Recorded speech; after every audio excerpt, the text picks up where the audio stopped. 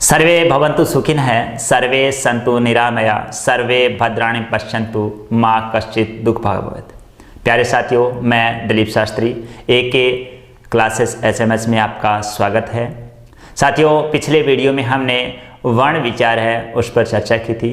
वर्ण विचार में हमने स्वर है उस पर हल्का सा प्रकाश डाला कि स्वर विशेष किसे कहते हैं और व्यंजन किसे कहते हैं। स्वर के जो दो भेद पढ़े गए थे, एक मात्रा के आधार पर हर्ष व दीर्घ, इसके बारे में चर्चा करते हैं। प्लुत के बारे में चर्चा की थी। वर्ण कितने होते हैं पाणिनि शिक्षा के अनुसार, उस वर्णों पर उसने चर्चा की थी।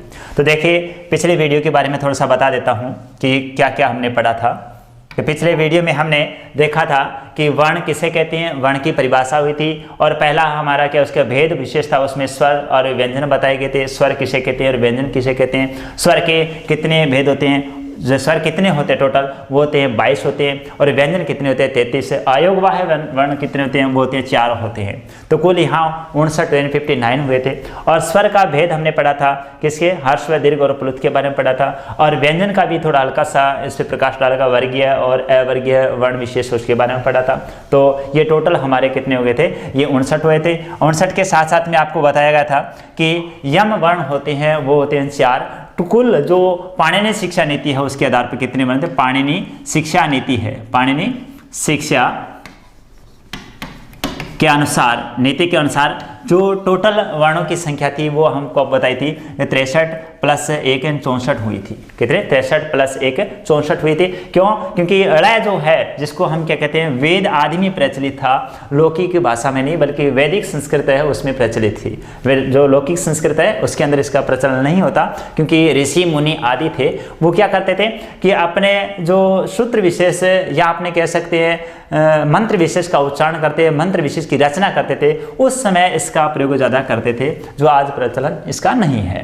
तो ये टोटल वर्णों की संख्या कितनी, 59 तो हो गए। कौन कौन से थे, व्यंजन थे वो कितने थे 33 + 4 अयोगवाह्य थे, प्लस 22 कौन से थे, 22 हमारे थे स्वर थे, प्लस क्या है 4 कौन से आगे यम वर्ण हो गए। टोटल कितने हो गए 63 हो गए। और एक का बारे में बताया कि आपका एक वर्ण अड़ है जिसको शामिल किया जाता है, गिवर नहीं किया जाता। तो टोटल वर्णों की संख्या हमारी कितनी हुई थी 64 + 63, यानी दोनों हम लिख सकते हैं। उसके बाद में जो वर्ण विशेषता उसका पहला टॉपिक था हमारा स्वर। स्वर पे हमने चर्चा की थी। तो स्वर किसे कहते हैं, तो उसका पहला विभाजन हमने पढ़ लिया था। मात्रा के आधार पर स्वर है उसके कितने भेद होते हैं। मात्रा के आधार पर स्वर के 3 भेद थे। एक तो स्वर था हर्ष था, दूसरा स्वर कौन सा दीर्घ था, तीसरा स्वर कौन था प्लुत। यानी हर्ष दीर्घ और प्लुत 3 प्रकार के स्वर पढ़े थे मात्रा के आधार पर। आज हम पढ़ेंगे स्थान के आधार पर जो वर्ण विशेष स्वर है उनका उच्चारण किया जाता है, उनके किस स्थान से किस प्रकार से उच्चारण किया जाता है उसके आधार पर इसकी चर्चा करेंगे। पहला हमारा भेद था उदात्त, दूसरा इसके अंदर है अनुदात्त और तीसरा इसके अंदर क्या है स्वरित। 3 इसके भेद होते हैं किसके आधार पर, स्थान के आधार पर। चलिए इस पर चर्चा करते हैं अपने। उदात्त क्या होता है, अनुदात्त क्या होता है, स्वरित क्या होता है।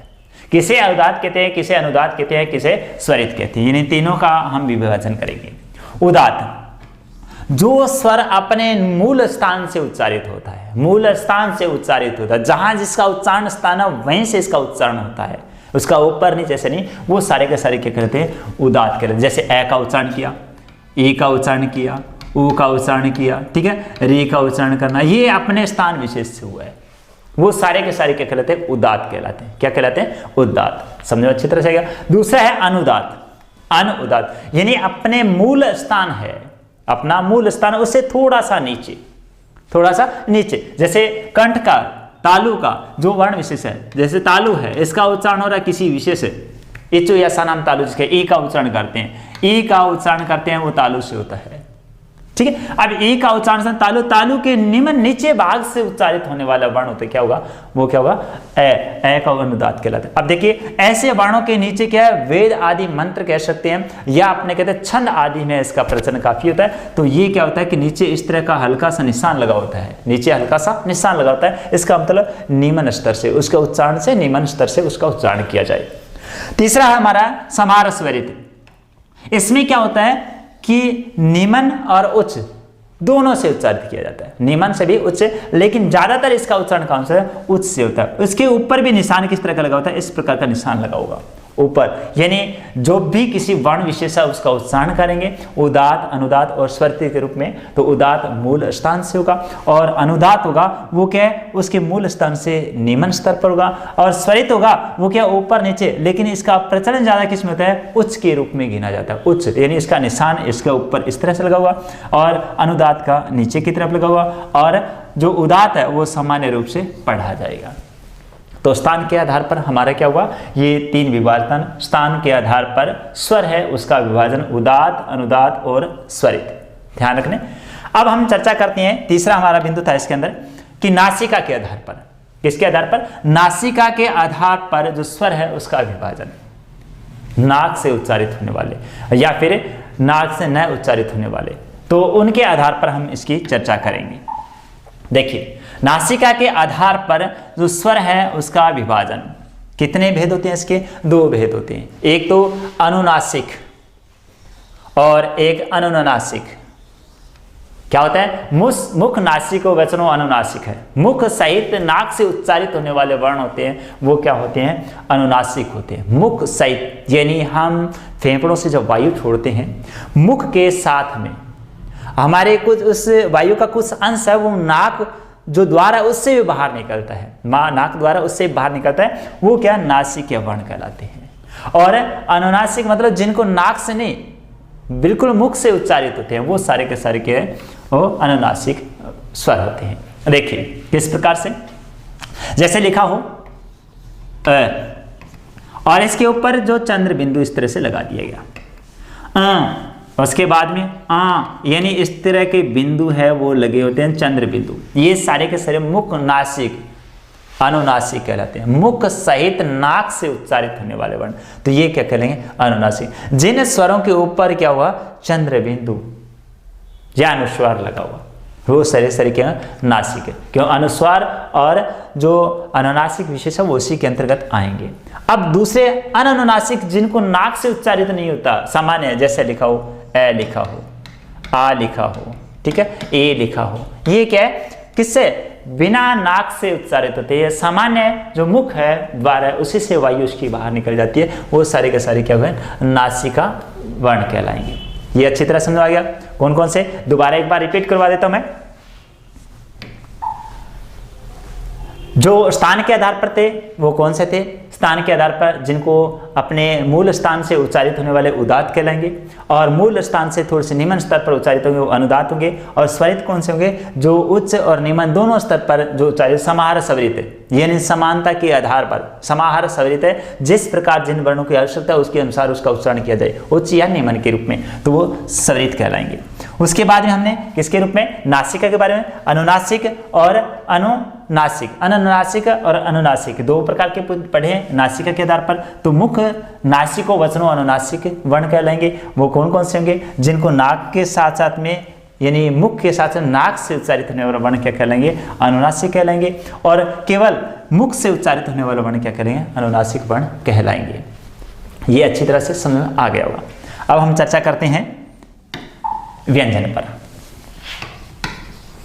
ये हमारे स्वर थे, स्वर का विभाजन अच्छी तरह समझ में आ गया हुआ। अब हम चर्चा करते हैं जो वर्ण विशेष है उसमें व्यंजन में, व्यंजन कितने थे, 33 प्लस 4, 33 प्लस 4, और 4 कौन थे, यम वर्ण।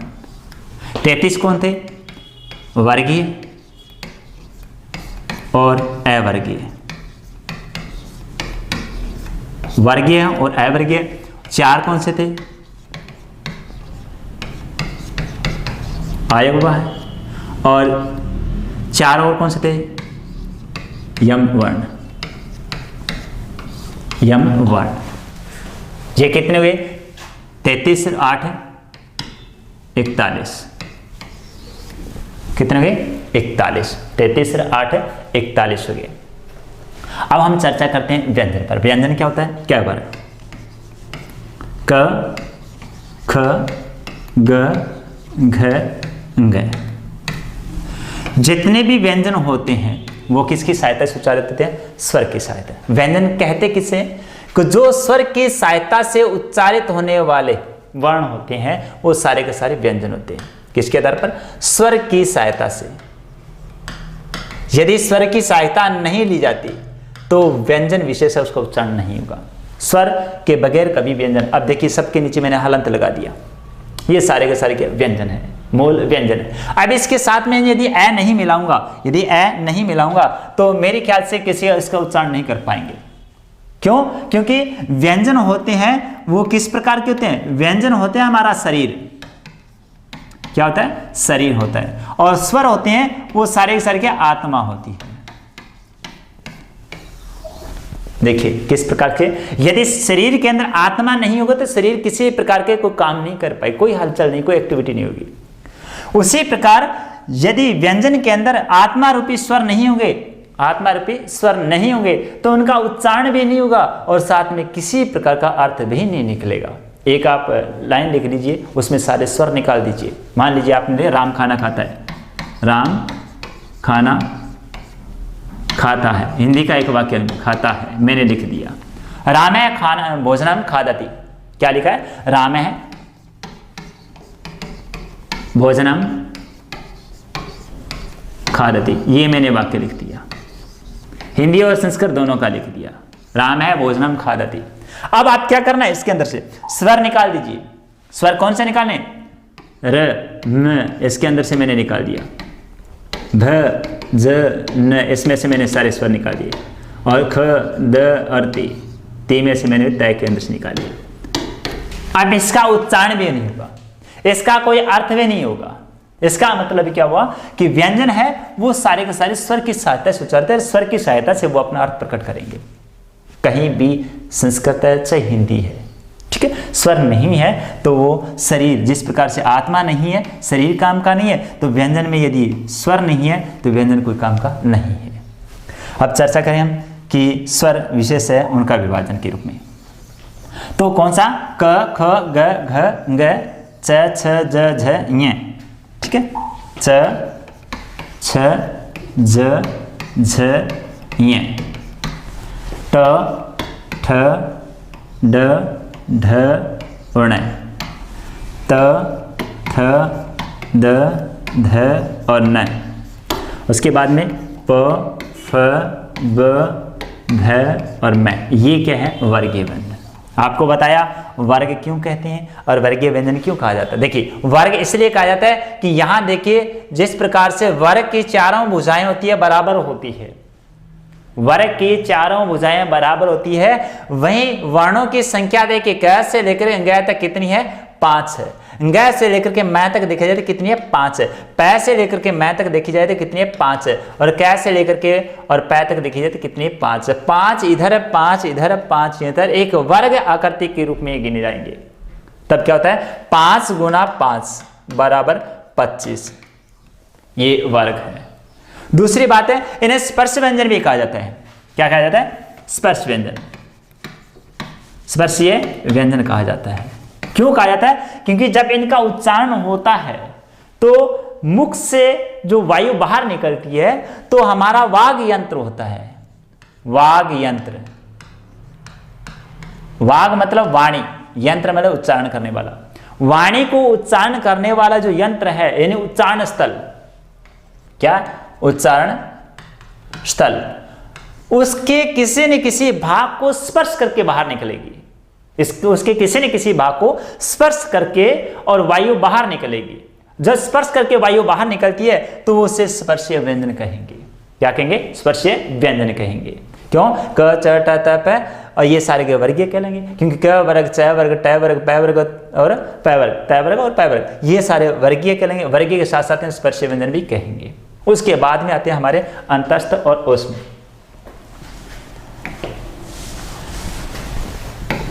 य, र, ल और व। उसके बाद में श, श, स और है। य, र, ल, व इनको क्या कहेंगे? अंतस्थ व्यंजन। क्या कहेंगे? अंतस्थ व्यंजन। अंतस्थ क्यों कहेंगे? अंतस्थ इनको क्यों कहेंगे? क्योंकि ये हमारे किसी मुख विवर है, मुख विवर है, उस किसी उच्चारण स्थल से उच्चारित होते हैं तो वायु के हमारे अंदर स्थित रह जाती है, अंदर स्थित रह जाती है। कैसे? जैसे लिखा हुआ य, र, ल, व, इनका उच्चारण करते हैं तो क्या करते हैं? फेफड़ों से छोड़ी गई वायु है वो मुख द्वारा उसके अंदर ही वहीं रह जाती है। तब कहता है अंतः प्लस त, क्या होता है, अंतः प्लस स्त, यानी अंदर ही स्थित रह जाती है वायु। ऐसे वर्णों का उच्चारण होता है, वो अंतस्थ कहलाते हैं। अब रही बात हमारे ऊष्म व्यंजन, श श स है, ये ऊष्म व्यंजन कहलाते हैं। ऊष्म व्यंजन, ऊष्म व्यंजन क्यों कहा जाता है इनको, क्योंकि इनका जब उच्चारण करते हैं, उच्चारण करते समय क्या होता है कि हमारा उच्चारण स्थान है, उच्चारण स्थान किसी प्रकार से मुख विवर्ग का है, तब क्या करते हैं कि इनके बीच का जो स्पेस है, इन जो जगह है वो बहुत ही कम पड़ जाती, संकरी पड़ जाती है। और संकरी जगह होने के कारण से क्या करती है, जो फेफड़ों से छोड़ी गई वायु घर्षण करते हुए बाहर निकलती है, घर्षण करते हुए बाहर निकलती है। और घर्षण करते हुए बाहर निकलती है तो वो क्या कहलाती है, सारी की सारी ऊष्मा, यानी ऊष्मा उत्पन्न करती है। इसे हम गर्म व्यंजन भी कहते हैं। क्या कहते हैं, गर्म व्यंजन भी कहते हैं, गर्म व्यंजन। और ऊष्म व्यंजन जन भी कहते हैं। अच्छी तरह से समझ में आ गया होगा, गर्म और ऊष्म, क्यों गर्मी उत्पन्न होती है तो ऊष्म व्यंजन भी ऊष्मा के रूप में आता है, तो गर्म व्यंजन और ऊष्म व्यंजन भी कहते हैं। कौन कौन से होते हैं, श श स और है। इसमें बहुत सी बार क्वेश्चन पूछा जाता है या तो इसका क्रम पूछा जाता है, ऊष्म व्यंजनों का सही क्रम कौन सा होगा। ऊष्म व्यंजन है या तो ऐसा दिया स श स और है, इस तरह से दे दिया जाता है, या फिर श स या फिर है इस तरह से दिया है को पहले ले लिया जाता है। किसी न किसी प्रकार आपसे पूछा जाता है सही क्रम क्या होगा, तो सही क्रम क्या होगा आपका, यह होगा। पहले क्या होगा, क्यों इनका क्रम सही क्यों लिखा गया, देखिए उच्चारण स्थान के आधार पर इनका सही क्रम लिखा गया है। तीन जो शय दे रखे हैं उच्चारण स्थान के आधार पर, देखिए यहां हमारा तालु है, जो ऊपर का पलाट सा खाली सा लगता है, खाली जगह से, वो हमारा तालु है। उसके बाद में दांतों के पास में खरदरी जगह है, ये तालु, और ये क्या है, दांतों के पास में खरदरी जगह है, मूर्धन्य, मूर्धा जिसको बोलते हैं। और उसके बाद में दांतों के पास में जो उच्चारण होते हैं वो क्या होता है, दंत्य। यानी इस कारण से इनको क्या है, अपना स्थान अलग अलग दिया गया है। तीनों शय का उच्चारण स्थान है वो उच्चारण स्थान के कारण से दिए गए। दूसरी बात है, कै वर्ग को पहले क्यों दिया गया, चय वर्ग को पहले बाद में क्यों लिया गया, उसके बाद टय वर्ग को, तय वर्ग को, पै वर्ग को, इनको करण से क्यों ले गए, पहले पै वर्ग क्यों नहीं है, ये भी उच्चारण स्थान है उसके आधार पर होता है। क्यों, क्योंकि जब हम किसी वर्ण विशेष है उसका उच्चारण करते हैं, जैसे क वर्ग का क वर्ग, च वर्ग, ट वर्ग, त वर्ग और पै वर्ग, ये इस क्रम में लिखा जाता है। आप यदि तय वर्ग को पहले और तय वर्ग को बाद में लिखें या कुछ उल्टा सीधा लिखें, पै वर्ग को पहले और तय वर्ग को बाद में लिखें, तो ये क्रम बदल जाता है। इसका भी एक कारण होता है। क्यों कारण होता है कि हमारे फेफड़ों से जो छोड़ी गई वायु है वो क्या करती है, यहाँ कंठ से, उसके बाद में तालु से, उसके बाद में मूर्धन्य से, उसके बाद दंत्य से, उसके बाद में हमारे होठों से स्पर्श करती हुई बाहर निकलती है। तो ये कंठ से उच्चारित होने वाले वर्ण पहले आएंगे, क्योंकि हमने फेफड़ों से छोड़ी गई वायु पहले आती है, वो कंठ से स्पर्श करेगी, उसके बाद में आएगी तालु के पास में, उसके बाद में क्या है मूर्धन्य के पास में, उसके बाद में क्या आएगी दांतों के पास में, उसके बाद में होठों के पास में आएगी। यानी वायु हमारी क्या है गले से होकर के ऐसे होठों से बाहर निकलेगी। इसी क्रम में क्या है कंठ, तालु, मूर्धन्य, दंत्य और ओष्ठ। पहले क्या हुआ कंठ, उसके बाद में क्या है तालु, उसके बाद में क्या है मूर्धन्य, उसके बाद में क्या है दंत्य, उसके बाद में क्या है ओष्ठ। ये इस प्रकार से क्रम बना है, इसी क्रम में लिखा गया है। तो ये हमारा क्या वर्ण विभाजन और क्या था, स्वर विभाजन था। वर्ण विभाजन और स्वर विभाजन था।